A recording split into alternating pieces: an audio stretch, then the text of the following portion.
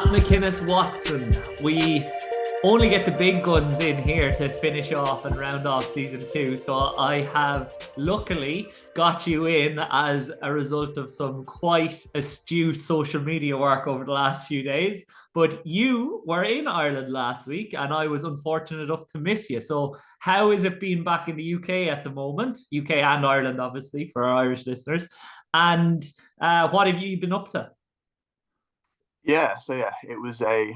By the way, it was that's an introduction that's far too over who I am as a person. So, so as we just said before we started recording, we better make it a good one, being the last one of the season. So, no, I appreciate you having me on. It's great to talk shop and stuff.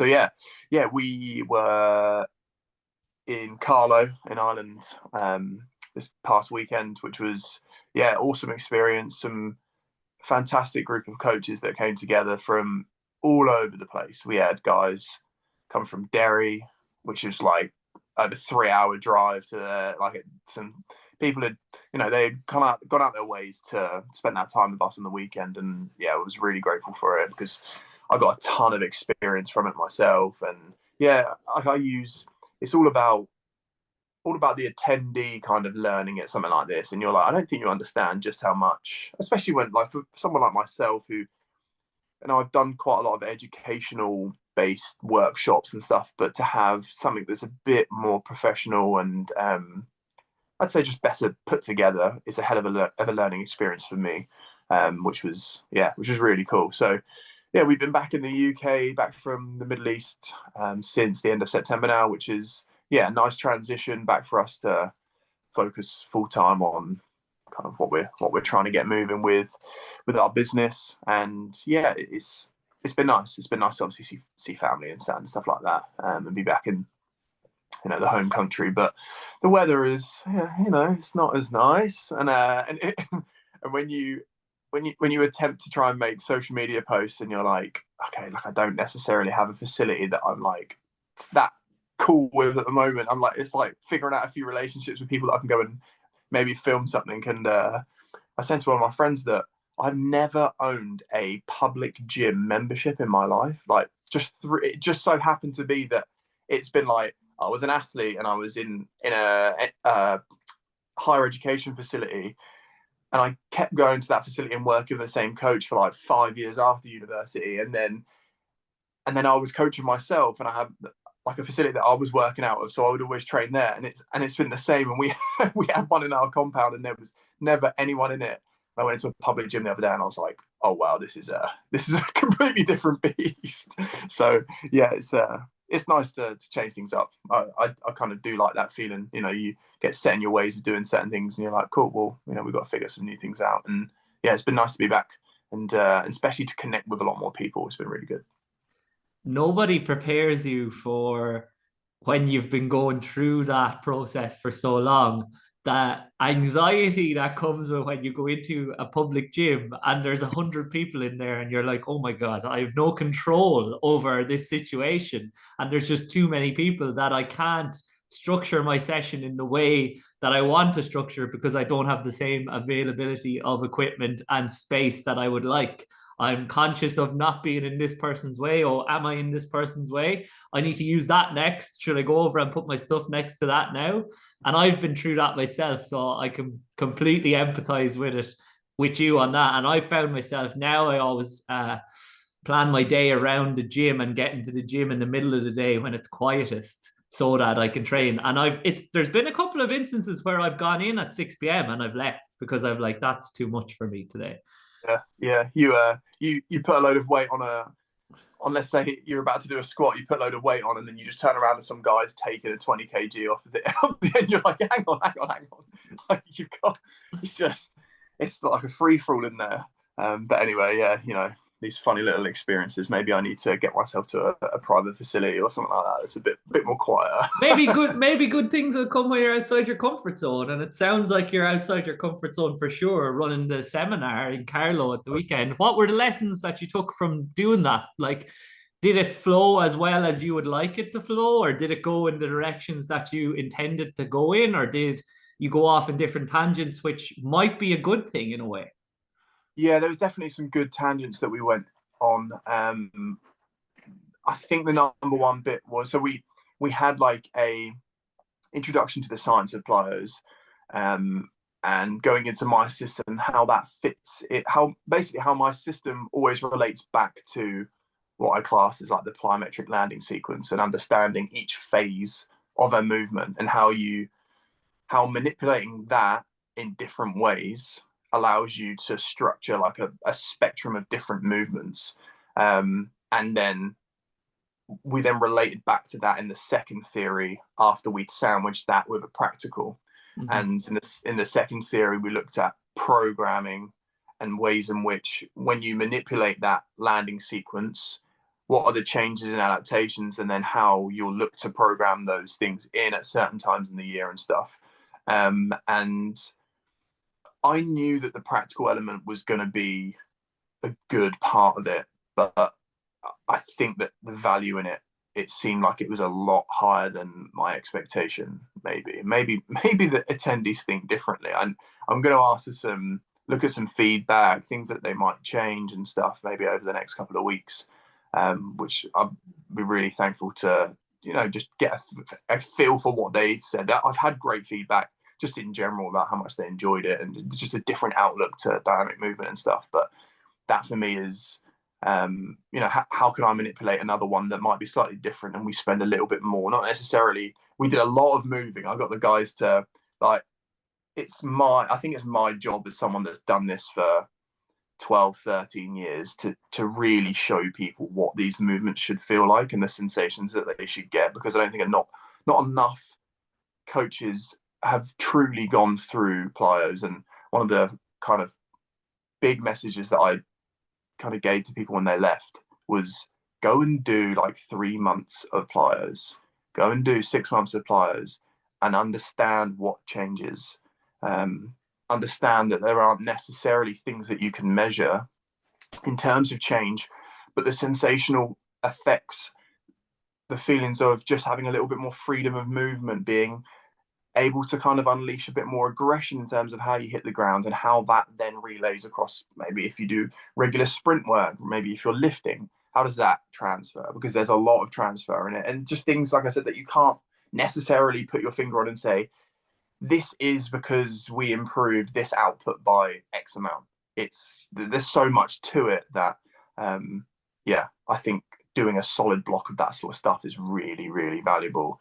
So, opening their eyes to some of the movements, and they're like, oh, this is how this is actually meant to be done and how it should actually feel.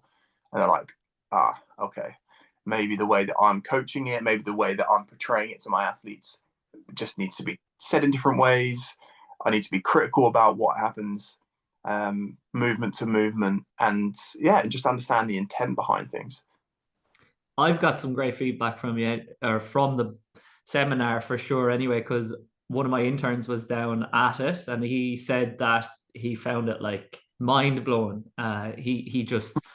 He's questioning how he's been doing things as well. And he also said that he had some extreme DOMs the next 2 days from the physical aspect, because they did far more than what they had bargained for. So I think they got a lot out of it. And I was really pissed off that I couldn't make it down. But I was interested to kind of pick your brain and ask you, was there any questions posed to you around the physical aspect of it that made you question your process or refine your process, or that challenged you a little bit, and you thought, wow, maybe I actually do need to go away and think about this a little bit more? I think that if a group of people haven't necessarily been exposed to that much stuff, I think it's sometimes you get a lot of like almost blankness from a lot of people, like, oh, I'm processing this. I'm not sure what I feel. I'm not sure why I'm feeling like this. So that also made me question a few things. And you're like, are they getting out of it what I want them to get out of it? Are they understanding things how I want them to understand things? And it goes back to a lot of pedagogical stuff that I dug into as a teacher over the last 6 or 7 years. And that if you aren't questioning someone's understanding in a way that, you're not directly saying, do you get this? Like giving a yes or no, really pulling things out of them ultimately has to be your feedback in things. Because if not, you just go past this. No, I'm fine. It's like asking someone, how you feeling today? Yeah, fine. When deep down, you know, there's 1,000 things going on in their head. It's all part of pedagogy, in my opinion, in terms of being able to gain understanding of someone's learning and stuff. But I think I know that I put myself out there a little bit when it come to like return to play stuff because we had quite a few like therapists or orthopedic guys, and you know, I put myself out there in terms of bringing about how I look at a plyometric or a landing continuum. Like, how do we go from not being, you know, maybe some slightly ballistic movements to actually landing and taking off? Like, how do we start at stage one, and how do I know that when I'm, you know, change a certain movement, or whether actually the movement that I'm using at stage one is truly what I think is stage one? And I've put together something that's gradually kind of, in my opinion, it's going to become a large part of our business and of my practice in general. But, you know, I was questioned on a few things where, you know, it's like, how do I know someone is ready for that stage? And like, what numbers or arbitrary numbers do you need to ensure that someone's ready for that? Which again, I think is very clinical in the way that it's done. So again, it's hard to tell someone in the orthopedic world, well, that's not how I would look at someone. Like I would put a lot of what I do in perceived feelings and getting a lot more feedback from them verbally than necessarily all being about, well, how much isokinetic strength did they have limb to limb?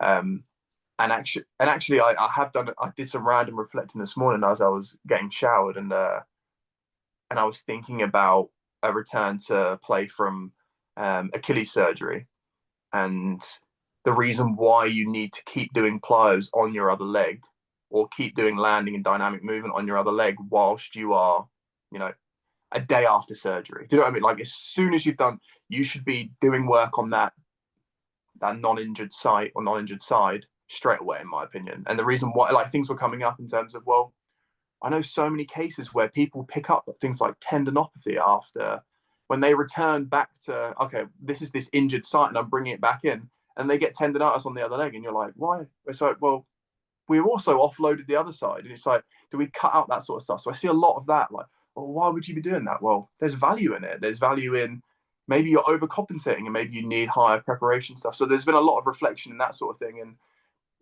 you know, maybe this is a larger part of where my learning should go in the next few months or next few years, of understanding the orthopedic side and the route out of the first few steps. Because, you know, when you're a coach, S&C coach, whatever you might be, if there's a handover process from someone else that's medically trained, a lot of the time there's a kind of, oh, well, I guess they're ready, and now it's my turn. But there needs to be a smooth process, and I actually think that the people that are going to be the best versed for that are the medically trained people with the tools of understanding the stuff that we went through on the weekend, with understanding, you know, what does a 2-foot bilateral movement look like in terms of loading in comparison to a 2-foot bilateral movement where the legs are exchanging. How does that compare then to a unilateral movement bounding from one leg to the other? And how does that then move to hopping? You know, and where does sprinting fit in that? Where does, you know, tempo-based running fit into all of these places? Not a lot of people understand that. They don't understand the true ground reaction forces that come with it, and the reasons why we have that intimidation to strike the ground. So yeah, that it's got the cogs in my head working kind of tenfold at the moment. And I'm not necessarily sure that it was like a negative thing, but it definitely made me reflect on it. And yeah, I think there's a lot of value in terms of what I can bring to people in terms of teaching that stuff. But also I've got to learn a little bit more on the back end of things, I think. It's definitely not a negative anyway. Like, I think definitely in the rehab side of things, and it's a testament to them that they are focused on that side of things, like the metrics approach to return to play, because they're looking at specific quantities. But sometimes when you go down a rabbit hole of chasing quantities all the time, then you neglect the fact to actually look and understand the quality of what is happening.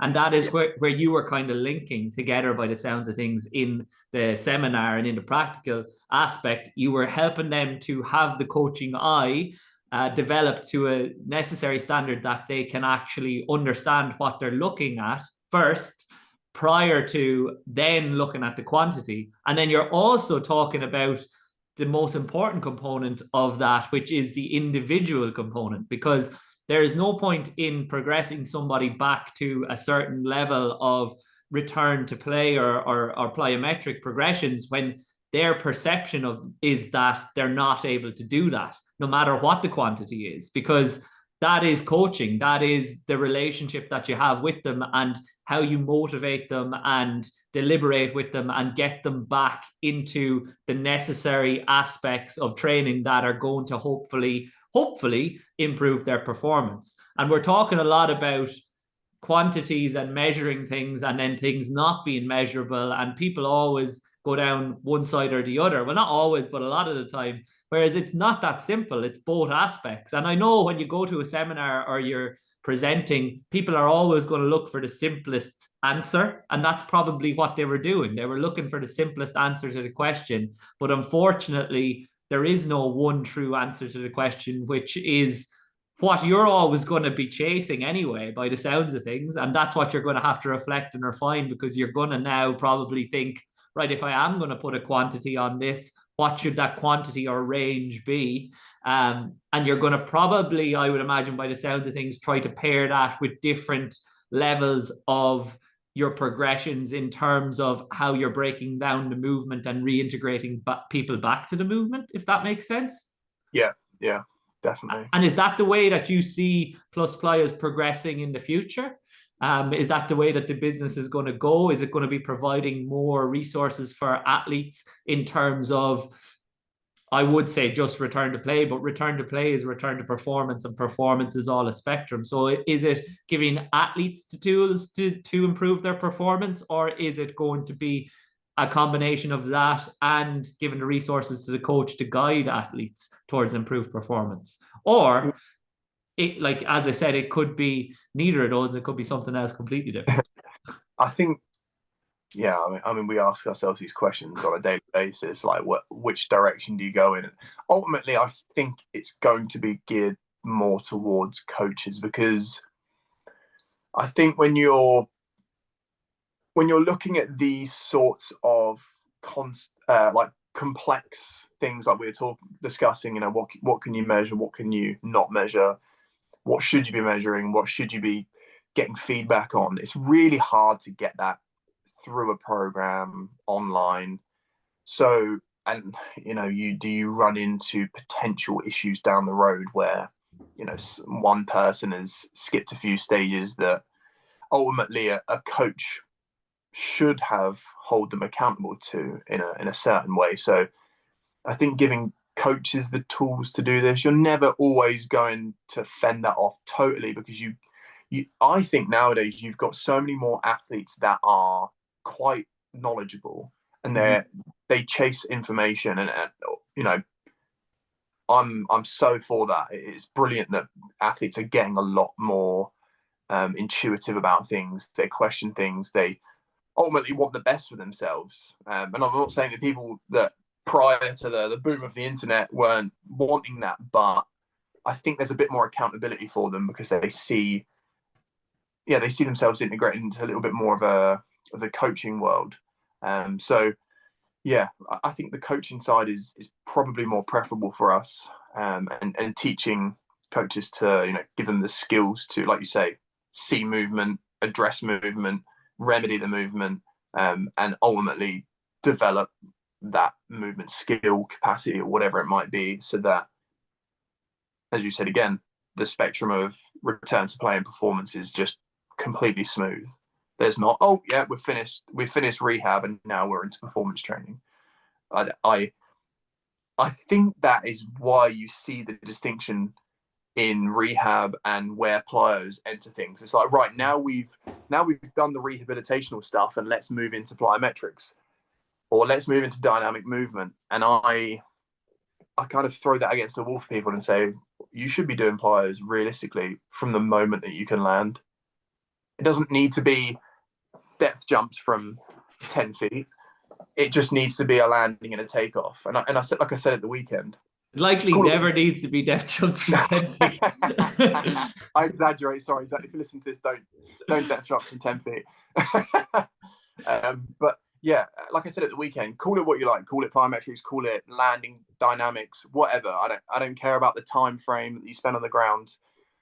You need to stress the system with the stimulation of a landing and build up the capacity to then make that transitional from landing and taking off, however you want to look at it. But it can be as slow, as small in amplitude as possible. But it starts from realistically day one, after you've kind of crossed that boundary into, I can maybe do like a bit of a jog. I can start to, what does it feel like to kind of just bounce on the spot? Well, let's try a landing. Like, how does that stimulate that tissue? It's reframing the old kind of negative framing of exercise and rehab, in that this is what you can't do, and changing that to what can you do, and let's do what you can do when you can do it. And it might sound like that's an aggressive approach, and in some ways it is, but that is the value of having a practitioner that is clued into the way to do it more conservatively, if that makes sense, even though that's a bit of a paradox. And that's what you're trying to elicit by putting all this information out there, is you're trying to help people to understand what is effective and efficient movement and what it feels and looks like, because it needs to look a certain way for, well, it doesn't need to, but it should look a certain way for the coach, and it should feel a certain way for the athlete. And it's the interaction between the two that's going to get us to improved performance and hopefully return back to play post injury, post surgery, post whatever. But it sounds like you're breaking it down very simply there as well. And it doesn't sound like there was anything too complex in it. It was just probably diving into the weeds a little bit more than people usually would, which is a useful thing, because you're not really presenting anything that is in effect wholeheartedly new information that's going to change their process. You're actually just delving deeper and focusing more on specific aspects of the process to refine it and make it better and make it more fluid along that rehab to performance spectrum, by the sounds of things. And it sounds like a lot of what you see yourself is people just throw plyos into the mix and then don't think about them. But you're kind of saying, and that's what your message is why the hell would you not think about it? Let's think about it, because it's very, very important that we think about it so that we can select the right progressions to hopefully guide the athlete towards improved performance. Yeah, and also seeing that it is 90% of it is probably not built around you building physical components to the body of the athlete, and you're actually building far more skill-based learning into that development from, whether you've been injured or whether you're just a beginner athlete. Like it becomes more about the skill and the learning neurological side of landing and taking off, and the physical component, it just trundles along as you move. I think over a 2-3 year period. Like I don't think that a lot of your changes, like when people come onto Plus Plyos and they say, when do the fundamental changes come in? And I'm like, well, around 12 to 15 weeks, you start to see neurological skill development that's coming in. And those are the things that are improving your timing, improving your stiffening ability. Whether those things have actually changed physical components, like whether they have actually stiffened the tendons, whether they have changed the muscle's capacity to do something, probably arbitrary at that stage. But we're tapping into recruiting, motor units. Like I said, we are timing things better. So those attributes that you already have within you, we're just improving that capacity. And you could probably play around with that, working until about 6 to 9 months in, which people just don't think about. They think about building back that physical elastic capacity. And I'm like, well, you've probably all got some pretty elastic capacity in you. It's just, it's You're just, not able to use it. yeah, it's just teaching you how to use it, and getting a better connection with the brain, building back in kind of proprioceptive skills. And ultimately, if you're coming back from injury, that emotional kind of psychosocial emotional stuff that comes with injury problems, when let's say you've ruptured an Achilles or you've done something to your ACL, that tendency in being kind of just not having that freedom of saying, do you know what, I can slam my leg into the ground and have confidence that I'm going to come out the back of it. There's such a relationship with that and being really tentative. And I think, again, it's just not taught. People just don't look at movement like that. So, yeah, hopefully my strange little nuances into it is helping people achieve what they want in that. No, 100%. And I see that in coaches and in athletes all the time. And I'm interested in it and in changing that perspective. But what I see typically, and I want to ask you, do you think that that perspective or that mindset is a lot easier to achieve given that you have the background in track and field, where I think these physical components of performance, such as speed, power, jump height, control, they are taught about as skill. Whereas in the alternate world, and I'm sure a lot of the people that were down at seminar were coming from team sports, all of those aspects of the team sport are not thought about as skill, they're thought about as just strictly physical components that we have to develop. So do you think that is where that has come from in your own psyche? And do you think that is a useful way that people should reframe things in relation to their coaching? And how do you think we achieve change in younger coaches? Do we need to get them more exposed to track and field type events? And should that be something that athletes should be exposed to, maybe potentially in their off season in the future? Yeah, that's a great question. I think it's a question that I kind of subconsciously ask myself all the time. Like when I'm dealing with, like, what is it that the whether I've seen soccer players move, whether I've seen basketball players move, or even like with Gaelic Games and stuff, like what do we see in them that's happening in the sport that they aren't getting, that the track community is getting? And I think it is down to, like, you are everything that you do, and every, like when I coach high jump, I coach the multi events and stuff, and like you take high jump, you could be doing 7 strides and taking off. That's your whole event. So you better be good in those 7 strides, and you better use them as effectively as possible. What's a shame on the flip side of things is, let's say you're taking Gaelic football or something, is that we don't care about every movement that someone does. We just assume this kind of randomness that will improve and you'll get better and those physical capacities will come, and with time the game will improve what we're doing. We know that that's not the truth. We know that from day one we should have been critical of our athletes, because if let's say my speed is quicker than yours, or my ability to change direction is better than yours, but when it gets into the depths of a game, and we're, let's say, an hour into a game or 45 minutes into a game, and my sub-maximal capacity is still going to be higher than yours. So my ability to do things, if I've built that conditioning into my training, which it sounds like Gaelic sports, there's a hell of a lot of a schedule to it. So everyone's conditioned to do it. It's just the quality of movement that comes with it becomes so, however you want to see it, bastardized, damaged, whatever. So I think a little bit of learning from the track community is good. I also think that you need to get to the right track community as well. Yeah, true, because some of the others will go down the same route as the Gaelic football in terms of volume and conditioning. Yeah, and not understand the neuromuscular. I think the best place to, and it's completely biased, is to move towards the jumps community and the throws community, because they're normally pretty good when it comes to understanding the neuromuscular side of things. Because if you're too tired, trying to take off is pretty impossible. So that your athletes have to be fresh for those periods in the week where it matters the most. So, even those basics, like I taught a little bit of that at the weekend. Understand where your most demanding parts of the week are. Obviously, that's going to be with Gaelic sports, if you're playing the actual sport and you've got a game, that's going to be most demanding.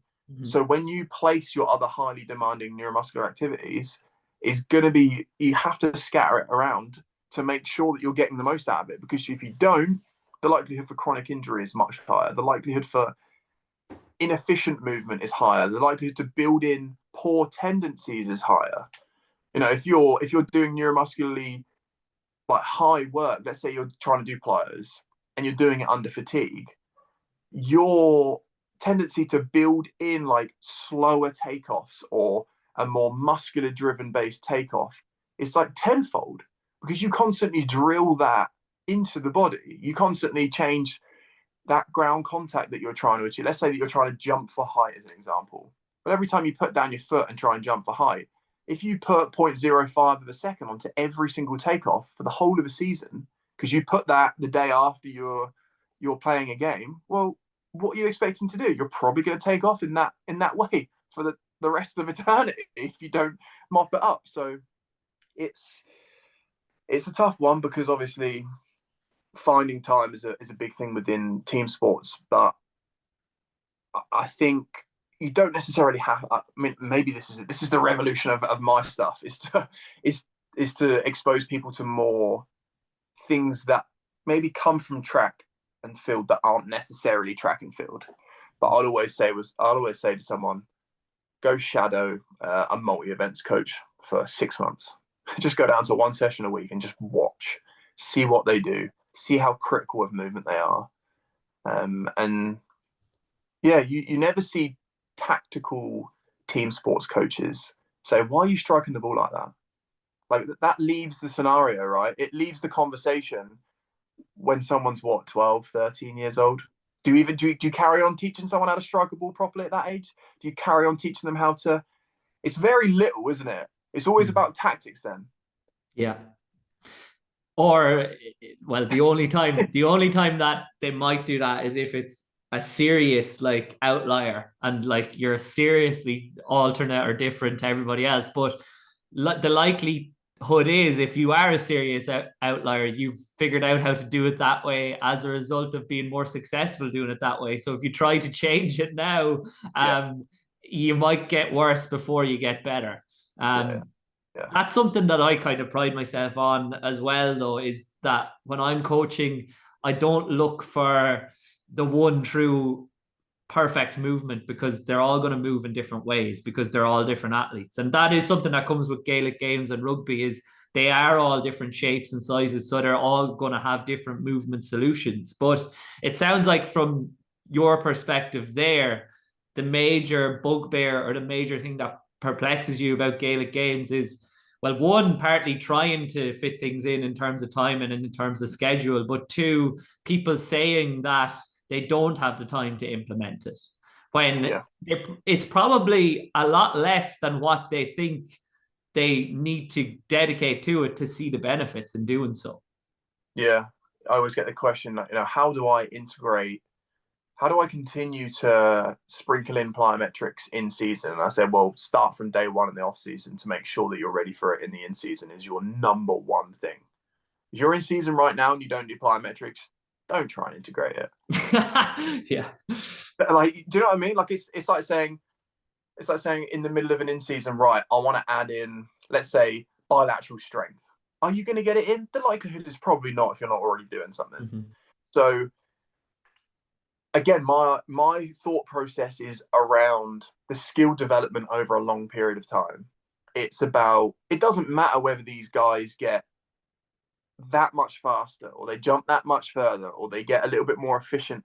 If they are improving, 1% over a whole season in terms of how fast they're getting in and out of a ground contact, then that's amazing, because they do 3,000 contacts in a Gaelic football game. Mm-hmm. Like that's how my mind thinks about things. So just an exposure or small dosage to something is what I see as something that's impactful, and maintaining your ability to do those movements season to season is important, so that I don't go, here's my 2 months of plyometric training. Now I'm going to play my game, because that ultimately is going to keep me plyometrically fit, or however you see it. I always get that in basketball. Well, the game, there's enough plyometrics in it. And I'm like, well, they get into the off season and they still move like shit. So like, what's happened? They haven't been doing plyometric training. So that's why we're employed. That's our job. They don't get enough from the game. Like if they got enough from the game, then we wouldn't be in a job. And I think we're achieving positive change. But like you raise a good point there as well, in that initially you had said if we get 1% better per year, that's fantastic. But with some athletes, it's not about getting 1% better. It's about maintaining the level that you're already at. And then that will hopefully afford the sport coach the opportunity to focus on the technical and tactical aspects, because they won't need as much time to focus on the physical, or they won't have as much time out through injury. And they'll hopefully have the same levels of speed, eccentric strength, strength, power, explosiveness, and they won't have to think about it as much because they've maintained it. So it is essentially, especially in Gaelic games, from experience, it's about a microdose, but a quality microdose at that, in season. But in order to do that, you've got to stress the system in the off season and the preseason, when the sport demands aren't at the same level as they will be in season. Because when you get into the season, as I'm sure you've heard, they can be playing 35 games in a season, playing 2 games in a week, and there is very little opportunity for developmental style training, but there is still some opportunity for maintenance, I suppose. And that's when you sprinkle it in. And that's when effective programming, planning, coaching, listening, and monitoring comes in useful, because you need to be able to listen to the athletes, and you need to be able to look at what the plan has been over time and change the plan if you need to, and then give them what they need, as opposed to what the sport coaches want, I suppose. Yeah. And also not being like, I say that you want exposure throughout the whole like calendar year. But I've had scenarios where I've had to expose them every 10 days to something, and that's enough. You're keeping those qualities there. Speed starts to really diminish after about 2 to 3 weeks. You can effectively see that change if you're not getting a regular dosage of speed when you've been doing a good background of it. Plyometrics is very similar in that, and you start to lose that that anticipation for the ground a little bit, and the more you get through that, the more obvious it becomes in terms of your stability on the ground. And when you whip that foot down, are you stable and quick, and you're not consciously thinking about it, you're just moving and propelling yourself along. So don't be scared for it to be 10 days. If you've got 2 games in a week, what if you were just to skip that week, do something that's far more kind of rudimentary, and then you've got a little bit of a hit the following week?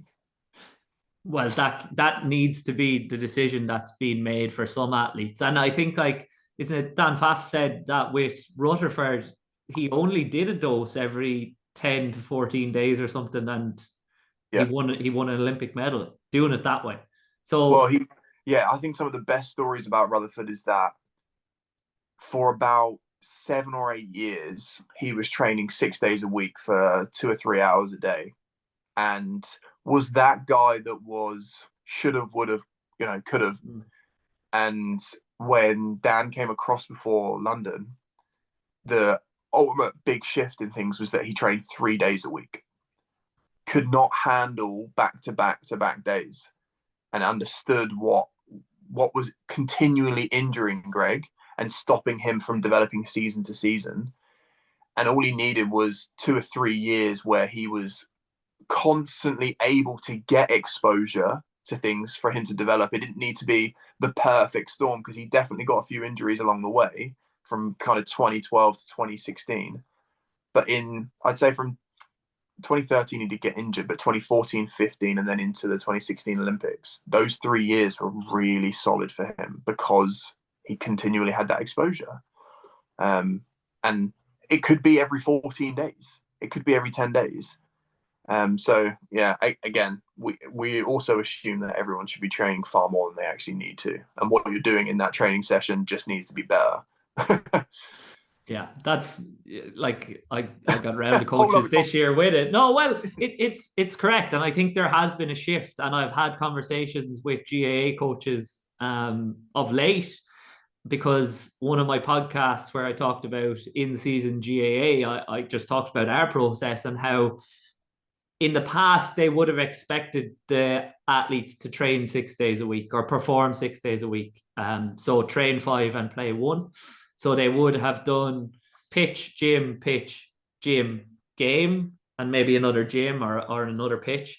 And I just came with fresh eyes coming from a rugby scenario or rugby background. And I said, well, why the hell don't you just do the gym on the same day as the pitch and take tomorrow off?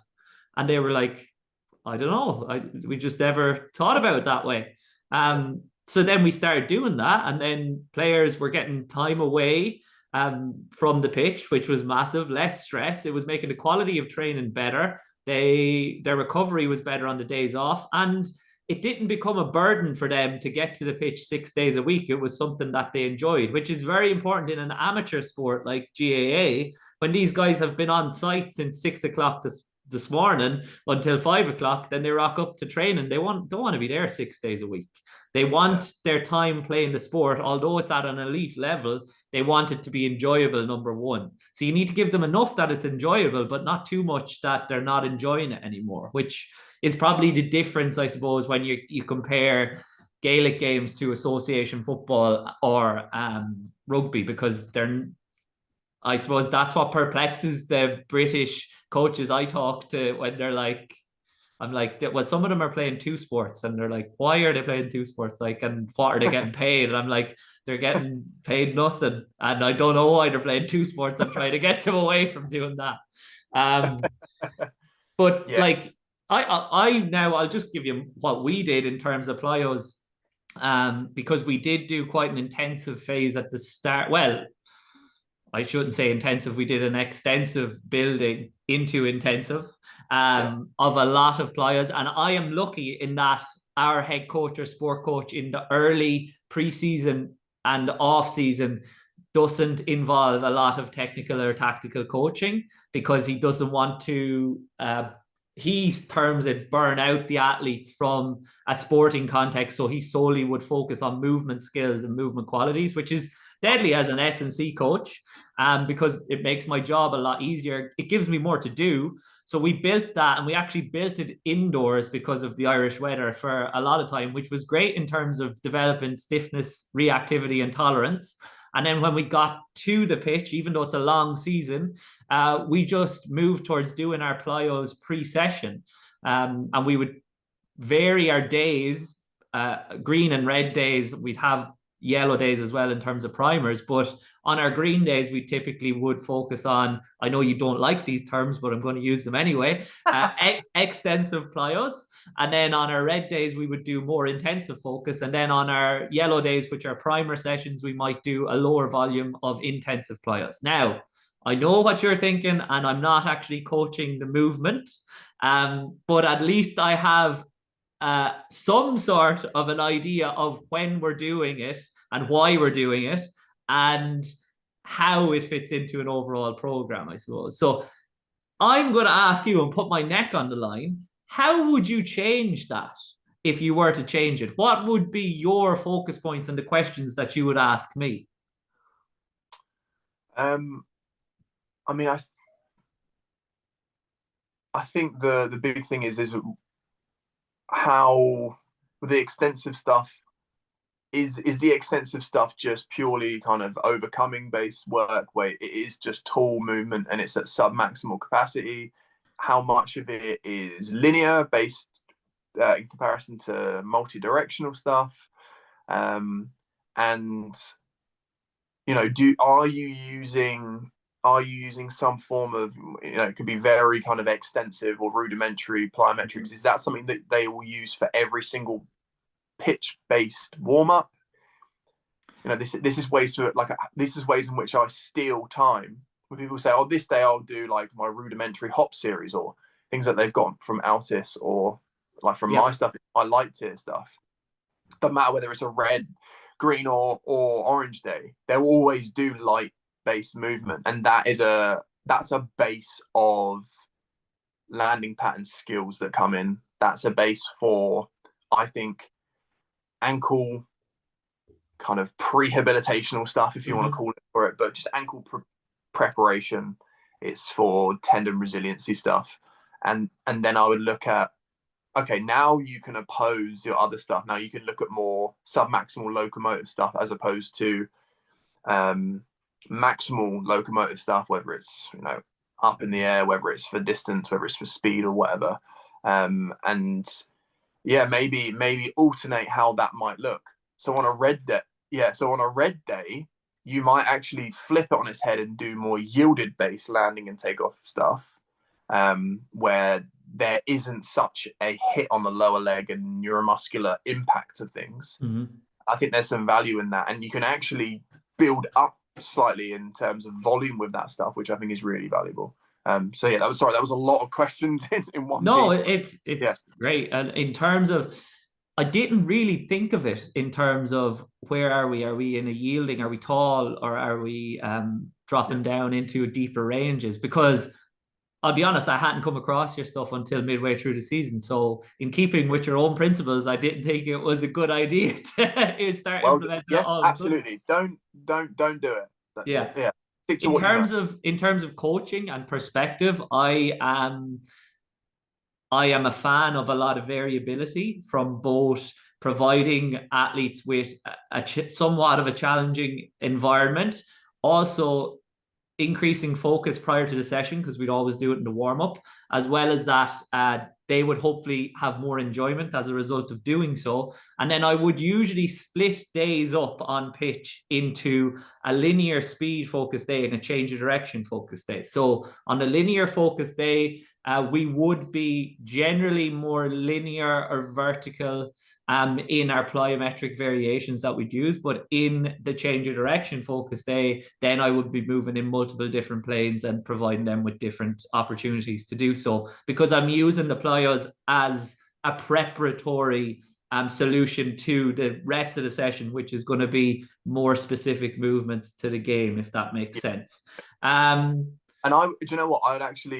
I'd also add to that in a unique way in which you can program with those things in mind as well, is that when you do your linear focus stuff, that's your intensive work, and your multi-directional stuff becomes your extensive or your submaximal stuff, because of the preference for direction of movement. The likelihood for you to do, you know, the highest neuromuscular demanding stuff multi-directional is probably a lot less than what it is when you're moving in a more linear fashion. So that as well is a nice split that you can go with, and it's similar to how I'll work things.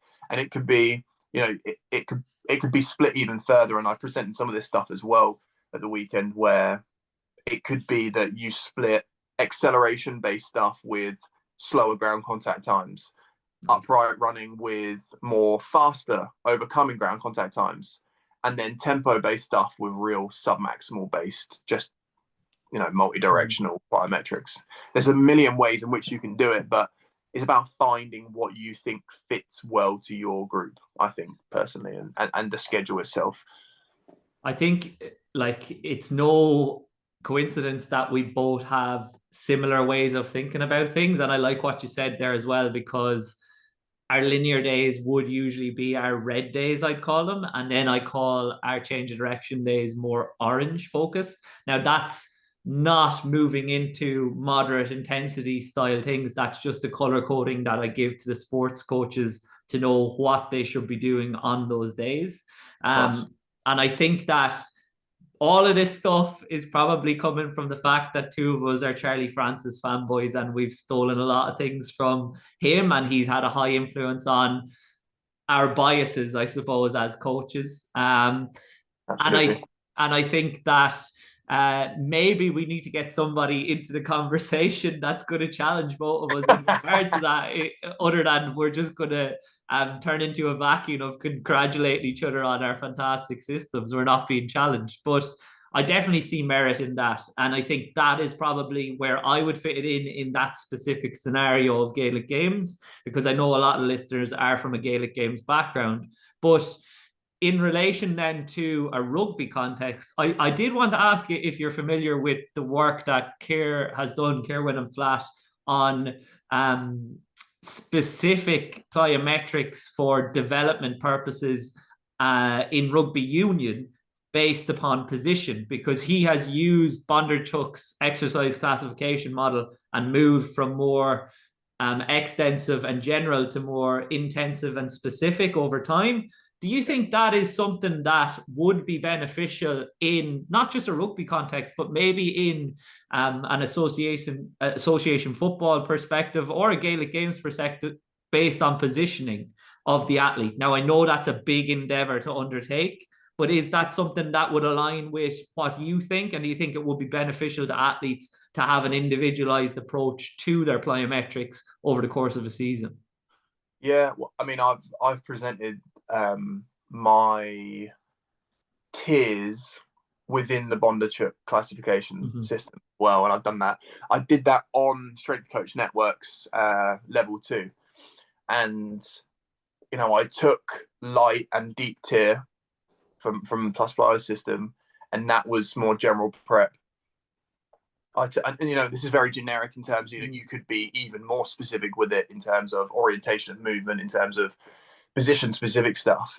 But then more locomotive submaximal stuff in our medium tier would be more specific prep exercises, and then your specific development exercises would be more ping or maximal based stuff. On your competitive movements aren't, the sport's the sport.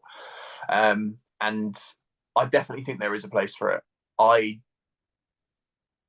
would teach it in coach education. I won't necessarily put it out as just general programs for people to purchase, because it's not general. Yeah, it's not general. It's very specific in nature. And I think that it makes a lot of sense when you're, let's say, coaching a rugby prop as opposed to a winger. They are complete different beasts. Different sport. It literally is a different sport. And you, as a prop, you spend 90% of your life in an acceleration mechanic, in slower ground contacts. And I was with my friend last night, and he went to watch the Barbarians versus New Zealand. And he said it's all like, I didn't know this, but the Barbar stuff is very, if there's a penalty, it's touch and go. And it's those moments of touch and go, but you give it to like a prop, and then everyone's like, wah! Everyone gets really excited that this prop's running at like upright sprinting, and they last for like 15 meters, and then that's it. And it's because of how specific their training is. So yeah, it becomes, I think that you have to at least bucket people, train the guys in the forwards, and train the backs maybe in different ways. And how you would then change things regarding to the Bondarchuk system is you might have more deep tier stuff that's a little bit more specific. Yeah, exactly. That's what I was thinking. But if it's for a guy that lives on the wing, it's going to flip round, and you're getting a lot more overcoming based stuff. Again, that flips on its head in terms of how much time does a prop spend doing multi-directional movement? Probably none at all, apart from linear forwards and back stuff.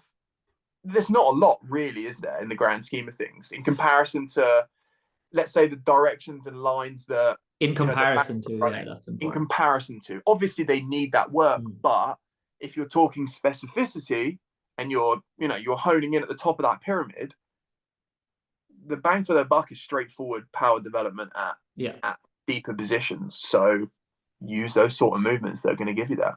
But I think affording them the opportunities to develop the other capabilities, of course, need less to get more, because they're not exposed to it. And I think that's probably where I would stand on it, is like, some is always better than all, or just touch it, I suppose. But anyway, great conversation. Oh, the phone is gone. All of a sudden I clapped and the phone fell off. But I just want to ask you quick fire questions before we finish. So the first one is proudest achievement to date. Oh, gee. Yeah, they're quick fire questions, not quick fire answers. Okay. I mean, my daughter's it's been getting to a stage where we're like, blimey, I've actually raised this child. that's a big one. on a small level got to represent my country and as a jumper, that's pretty special. But actually getting little bits of feedback at the moment and seeing some of the educational stuff that I've put forward is, it gives me a lot of that kind of athlete kind of feeling in me. It's like, oh, that gives me some motivation and a vibe to kind of move forward with things and keep churning stuff out, other than thinking, God, this is tough. I like the way you term that, though. I like the way, like, I've never heard it framed like that, the athlete feeling in me. Like, that's what it is like as well when you're because early on, that's how we get the little kick of dopamine or serotonin, is through achievement in that endeavor. But then when the athlete retires, it can be hard to get the same feeling. But what you're saying is it kind of gets a similar feeling out, which is awesome. But my next one is a specific athlete question. Who's your favorite athlete of all time? I'm just going to be biased towards high jumpers, unfortunately. No, I'm not. Do you know what? I'm going to say I think Federer's up there as one of my favorites. I love to watch decathletes, especially, and heptathletes. But high jumpers, Stefan Holm, if you don't know who he is someone that's 185 tall and jumped 2 meters 40. It's quite easy to have a bias over someone like that. And they're like, there's videos online of him back in the day doing like 5 or 6 hurdles in a row over 185. Just bum bum bum bum. And it's just, yeah. Now I might irk you a little bit with this one, but is he kind of similar to yourself in that? Now I'm talking spectrum here, not categorization, but is he more tendon driven, would you say, than muscular driven? Like, he's a very short, sharp, explosive. Yeah, you know athlete. what? It's funny you say that, and it's really interesting you say that, because there's a great Japanese TV program that did some research on him versus the guy that he lost to in the World Champs, the 2007 World Championships. It was a guy called Donald Thomas, who's a Bahamian guy, and he'd been high jumping for 9 months. And he came out and beat Stefan Holm, who was the reigning Olympic champion, European champion.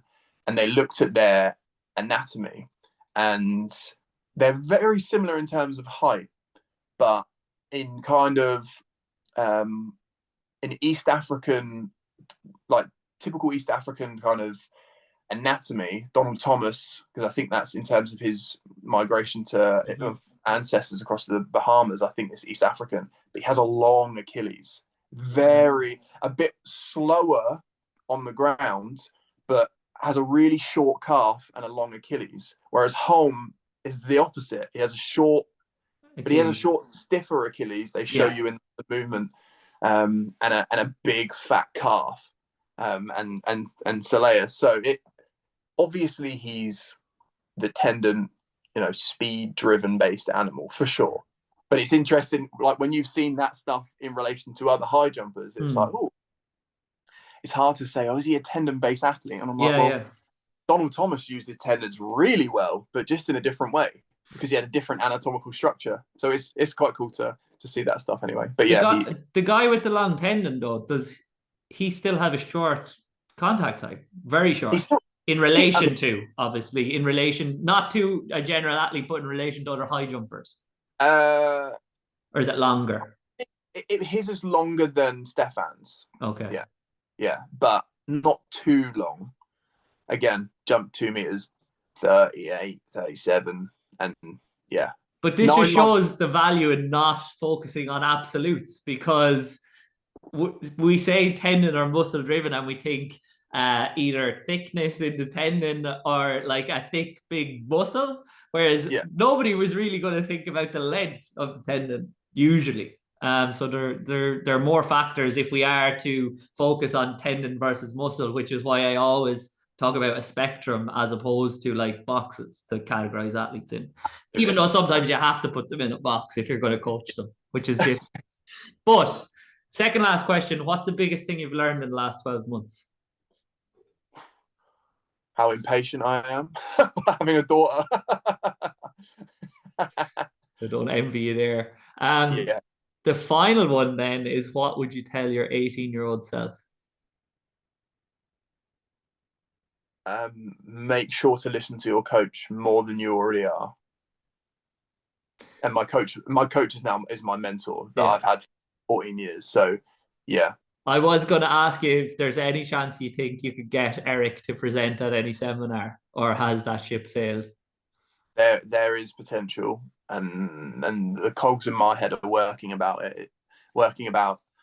trying to figure something out. And I would love to get him to do that. He's presented at hundreds in the past, and I've been present to a few of them and have loved them. So yeah, it's something in the pipeline, and we'll get there. Whether it's in the next year or so, potential is definitely there, and it's exciting. So listen to your coaches and mentors, kids. That's the overall message. Matt, thanks a million. It's been an absolute pleasure having you on. Cheers for having me on. Thanks.